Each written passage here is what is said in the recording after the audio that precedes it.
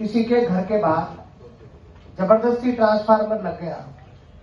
अब उस बेचारे के बच्चों का रोज का खतरा है कि कई बार कोई चिपक नहीं जाए, उसके करंट नहीं आ जाए। आए दिन किसी की छत के ऊपर से जा रही है।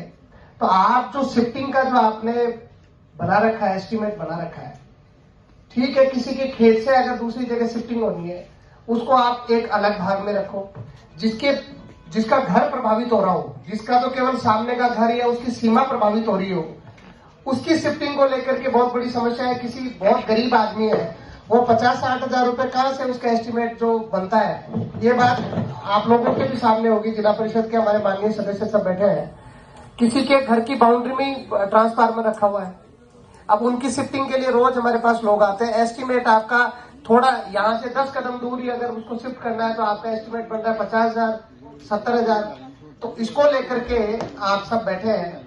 तो बिजली विभाग को उसको लेकर के भले खेत में कहीं शिफ्टिंग करनी है आसपास में तो एक अलग उसको रख लो भले, लेकिन घर के सामने है, घर की छत के ऊपर से जा रहा है, उसको लेकर के तो आपके नियमों में आपको थोड़ा सा। माननीय विधायक महोदय, इस संबंध में मैं बताना चाहूंगा आपको, हमारी जो लाइनें जाती हैं 11 kV 33 LT जो भी है, जिसकी श्रेणी की है, और वो बिल्कुल छज्जे के पास से, मकान के पास से जाती है और उसमें दुर्घटना की संभावना होती है। तो उसको हम हजारियस लाइन मानते हुए कि ये हजारियस है, और उस कैटेगरी में लेते हुए जो एस्टिमेट बनता है उसका 50% तो निगम वहन करता है, 50% कंज्यूमर को वहन करता है। 50% लगभग कितना हो जाता है आप? सर वो लाइन की स्थिति पे, सिचुएशन पे देख के होता है कि कितनी लाइन जा रही है, कहाँ है, कितनी दूरी शिफ्ट हो रही है। 50,000 रुपए, किसी के 7,000 रुपए, 50%, मतलब उसको मिनिमम उस पे करना चाहिए, क्योंकि वो तो उसको तो फ्री करना चाहिए। अगर किसी के आपके कोई हो गया, दुर्घटनाग्रस्त हो गया, फिर कल को हम लोग वहां पर बैठते हैं, हम लोगों को जाना पड़ता है, फिर आप लोगों को उसको हर्जाना देना पड़ता है भुगतान। तो आप नियम। हाँ जी सर, मैं इस बारे में बताना चाह रहा हूँ। जैसे लाइनें तार नीचे हैं, तो उसमें हम सिस्टम इम्प्रूवमेंट में तो खंभा लगा देते हैं,